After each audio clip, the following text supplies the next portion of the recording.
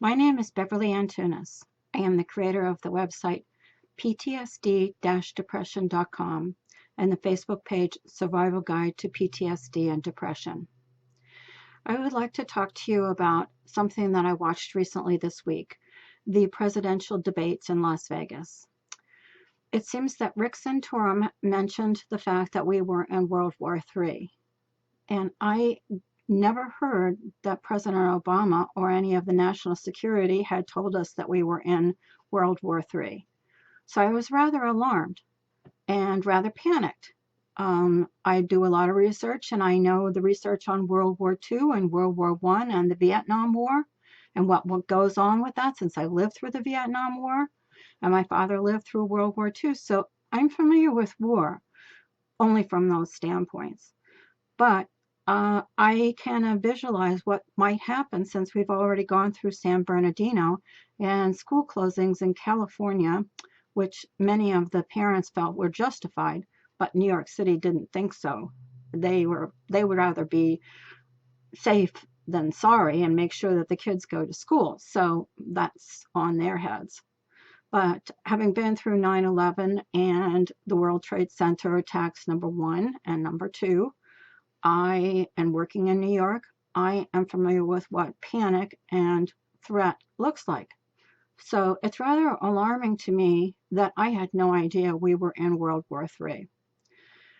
Now, since I do have chronic PTSD and chronic depression, and I've been living with this for a number of years, it's rather disconcerting. And I'm sure that there are a lot of people that are around that have suffered PTSD, whether it is in the military, whether it's from domestic abuse, whether it's from sexual abuse, whether it's from child abuse, or whether it's from a natural disaster such as a flood or an earthquake or a hurricane.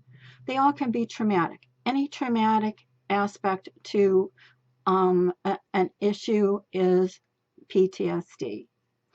And for your information, what happens when you have PTSD and you're in a trauma, your brain takes over.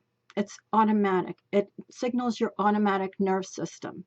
There's nothing that you can do about it. You can't stop it because it's trying to protect you with its flight, fright, or freeze mode. It gets etched in your brain.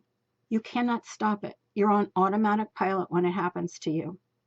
So it's not like you can say, oh, I'm in a war zone and I'm not going to panic.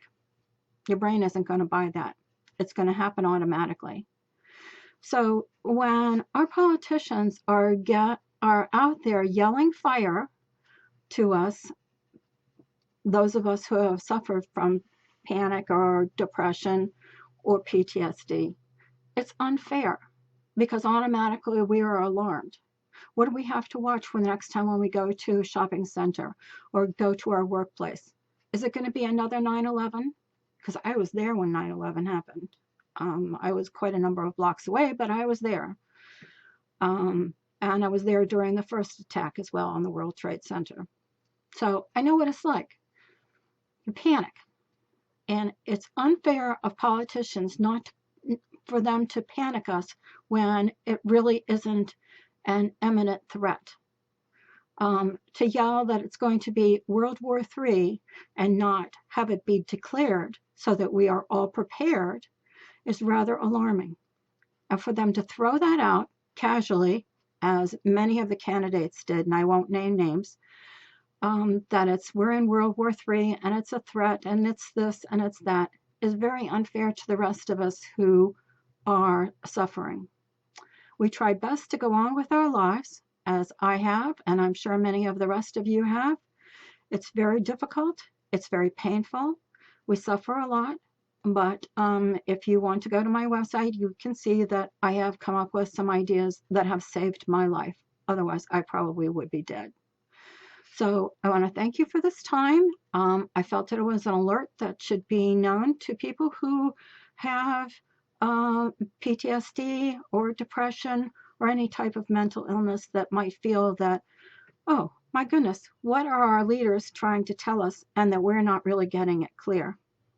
So I want to thank you for listening to me and hope that you can take this alert is just something that you should be aware of when people in power throw out casual nuances that they want to use to mobilize their campaigns, but they don't realize what it does to the rest of us and how difficult it is for us. So I hope that you can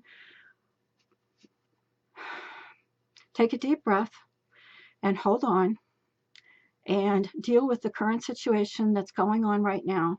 And hopefully our leaders will be a little bit more honest and a little more thoughtful in what they are saying and being honest to us. If you want more information, you can go to my website, ptsd-depression.com. I try to be as open and honest as I can about what I have discovered about these illnesses and how I've been able to survive. I wish you well, and I thank you very much. Merry Christmas and Happy New Year. Bye-bye.